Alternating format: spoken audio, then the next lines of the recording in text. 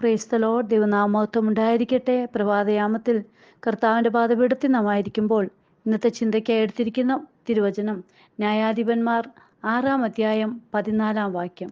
അപ്പോൾ യഹോവ അവനെ നോക്കി, നിന്റെ ഈ ബലത്തോടെ പോക, നീ ഇസ്രായേലിനെ മിദ്യാന്യരുടെ കയ്യിൽ നിന്ന് രക്ഷിക്കും, ഞാനല്ലയോ നിന്നെ അയക്കുന്നത് എന്ന് പറഞ്ഞു.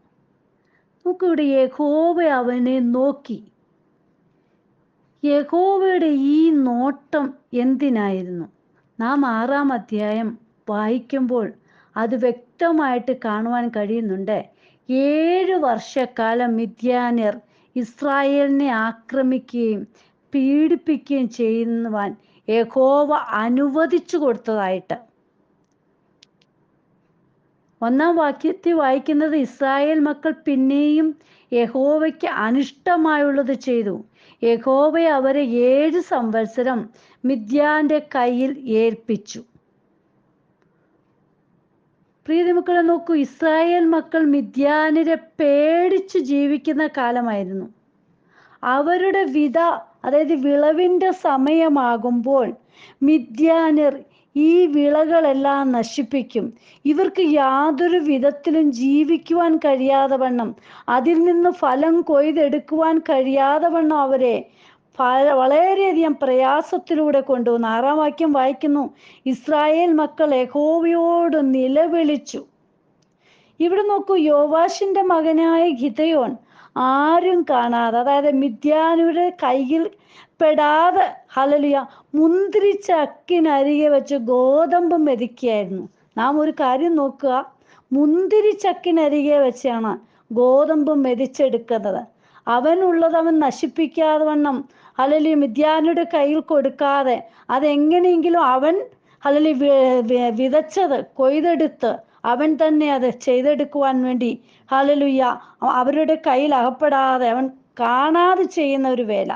നോക്ക്, അവിടെ യഹോവയുടെ ദൂതൻ ഗിദെയോന് പ്രത്യക്ഷനാകുക. അവനോട് പറയുകയാണ്, അല്ലയോ പരാക്രമശാലിയെ, യഹോവ നിന്നോട് കൂടെയുണ്ട്. നോക്കൂ, ഇത് കേട്ട ഗിദെയോൻ ചോദിക്കുന്ന ചോദ്യം, യഹോവ നമ്മോട് കൂടെ ഉണ്ടെങ്കിൽ ഇതൊക്കെ വന്നു ഭവിക്കുന്നത് എന്താണ്?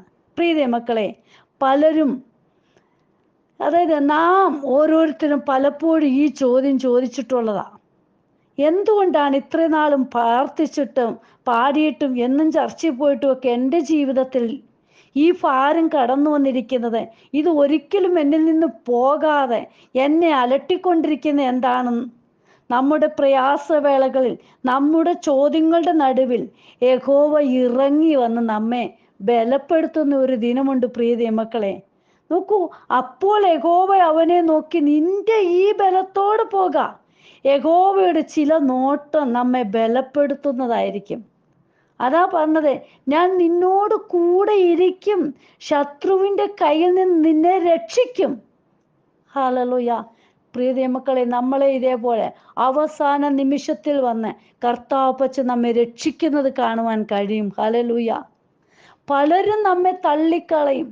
നമ്മുടെ ജീവിതത്തിൽ പല കുറ്റപ്പെടുത്തലുകൾ, ഹല്ലേലൂയ, പല രീതിയിൽ പല വിധത്തിൽ, ഹല്ലേലൂയ, നമ്മെ ഭാരപ്പെടുത്തുന്ന ഓരോ ചിന്തകൾ കടന്നു വരും. കുത്തുവാക്കുകൾ കേൾക്കേണ്ടി വരും. പക്ഷേ അവസാന നിമിഷം നമ്മുടെ അപ്പൻ നമ്മുടെ അടുക്കലേക്ക് വരും, നമ്മെ കൈക്ക് പിടിക്കും.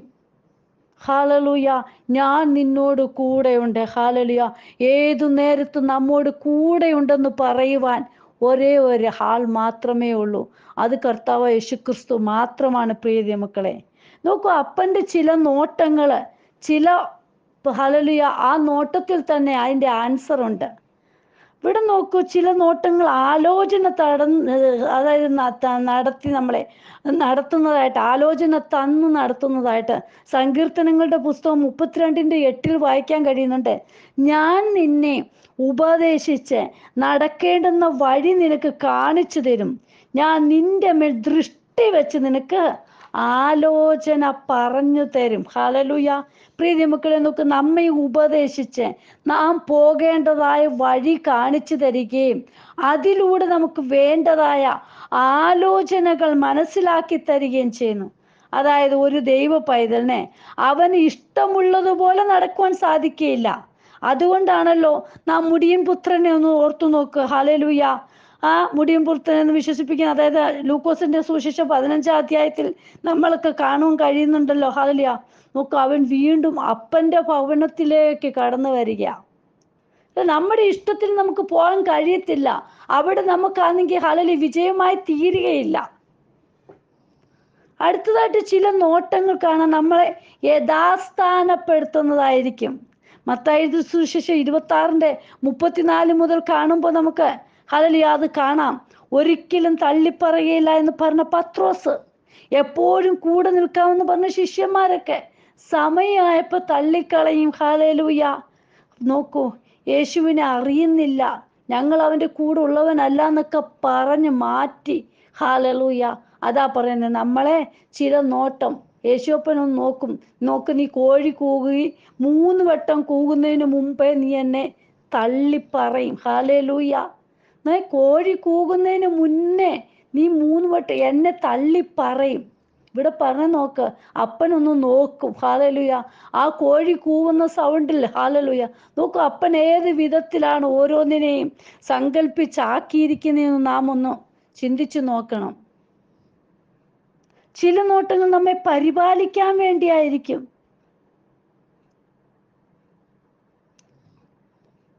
അതായത് കുറ്റത്തിൽ നിന്ന്, ഇവിടെ പറഞ്ഞല്ലോ 2 വട്ടം കോഴി കൂവുന്നതിന് നീ 3 വട്ടം എന്നെ തള്ളിപ്പറയെന്ന് പറഞ്ഞേ.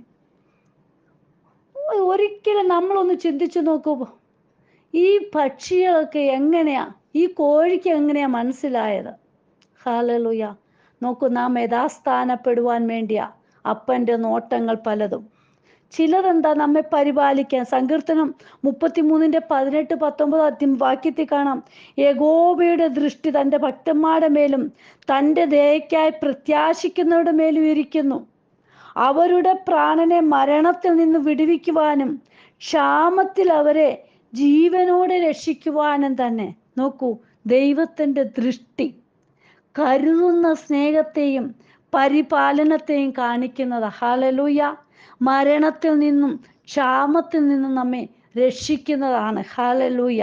നോക്കൂ, നാം ദൈവത്തെ ഭയപ്പെടുകയും ദൈവത്തിൽ പ്രത്യാശ വയ്ക്കുകയും കാത്തിരിക്കുകയും തൻ്റെ ഗീതത്തിൽ നിലനിൽക്കുകയും ചെയ്യുകയാണെങ്കിൽ നാം ദൈവിക സംരക്ഷണയും ആ പരിപാലനവും അപ്പനിൽ നിന്ന് നമുക്ക് അനുഭവിപ്പാനിടയായിത്തീരും. പ്രിയ മക്കളെ, പല നോട്ടങ്ങൾ ഹല്ലേലൂയ അപ്പൻ്റെ നോട്ട് നമ്മെ പരിപാലിക്കാൻ, നമ്മെ യഥാസ്ഥാനപ്പെടുത്താൻ, നമ്മളെയൊക്കെ കർത്താവിൻ്റെ സന്നിധിയിൽ ഒന്ന് ആക്കി തീർക്കാൻ വേണ്ടിയാ അപ്പൻ നമ്മെ ചില നോട്ടങ്ങൾ നോക്കുന്നത്.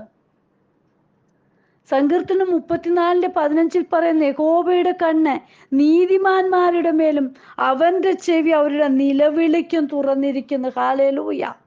പ്രിയ മക്കളെ, നമ്മെ കൈവിടാത്ത അപ്പൻ നമ്മോട് കൂടെയുണ്ട്. ഹല്ലേലൂയ. കർത്താവപ്പച്ചൻ്റെ കണ്ണ് എവിടെ നമ്മൾ പോയാലും അവിടെയെല്ലാം നമ്മോടൊപ്പം ഉണ്ട്. ഹല്ലേലൂയ. നമ്മെ ചുറ്റി പരിപാലിച്ചുകൊണ്ടിരിക്കുന്ന നല്ല ഹല്ലേലൂയ അപ്പൻ. പ്രിയ മക്കളെ, നമുക്ക് കൈക്ക് പിടിച്ച് നടത്താം, കർത്താവപ്പച്ചനോട് കൂടെ നടക്കാം. കർത്താവപ്പച്ച എന്നെയും ചേർത്ത് കൊള്ളണമേ. ഹല്ലേലൂയ. കർത്താവപ്പച്ച എനിക്ക് തരുന്ന ആയുസ് കർത്താവപ്പച്ചന് വേണ്ടി ജീവിപ്പാൻ എന്നെയും ഒരുക്കണമേ എന്ന് നമുക്ക് പ്രാർത്ഥിക്കാം. ഹല്ലേലൂയ. നോക്കൂ, അപ്പോൾ യഹോവ അവനെ നോക്കി, ഗിദെയോനെയും നോക്കിയെങ്കിൽ നമ്മുടെയും ഹല്ലേലൂയ ഓരോ നിമിഷവും നോക്കുന്ന അപ്പൻ. ഹല്ലേലൂയ. നമ്മെ ഏത് വിധത്തിൽ എങ്ങനെ എവിടെയെല്ലാം ഹല്ലേലൂയ കൊണ്ടെത്തിക്കണമോ അവിടെ എത്തിക്കുവാൻ ദൈവശക്തനാണ്. അപ്പൻ്റെ കരങ്ങളിൽ നമ്മെ സമർപ്പിക്കാം. കർത്താവെ, ഇന്ന് ഈ വചനം കേൾക്കുന്ന ഓരോ മക്കളുടെ ജീവിതത്തിലും അപ്പൻ്റെ നോട്ടം ഹല്ലേലൂയ അവരുടെ ജീവിതത്തിൽ വലിയ വിടുതലായി തീരുവാൻ സഹായിക്കണമേ. കർത്താവിൻ്റെ കരങ്ങളിൽ ഓരോ മക്കളെയും സമർപ്പിക്കുന്നപ്പ വചനം ഓരോ മക്കൾക്കും അനുഗ്രഹമായി തീരുവാൻ, ഓരോ ദിവസവും കർത്താവിനോട് ചേർന്ന് നിൽക്കുന്ന അനുഭവമായി തീരുവാൻ സഹായിക്കണം. എൻ്റെ അപ്പൻ അങ്ങനെ ചെയ്യുന്നതിനായി സ്തോത്രം. അങ്ങയുടെ വരവിനെ നോക്കി പാർക്കുവാൻ, നിത്യതയ്ക്ക് വേണ്ടി ഒരുങ്ങി കാത്തിരിപ്പാൻ ഓരോ മക്കളെയും സഹായിക്കണം. പ്രാർത്ഥന കേട്ടതിനായി സ്തോത്രം. യേശുവിൻ നാമത്തിൽ തന്നെ. ആമേൻ. God bless you all. പിൻവജു, മുംബൈ. ഹല്ലേലൂയ. സ്തോത്രം.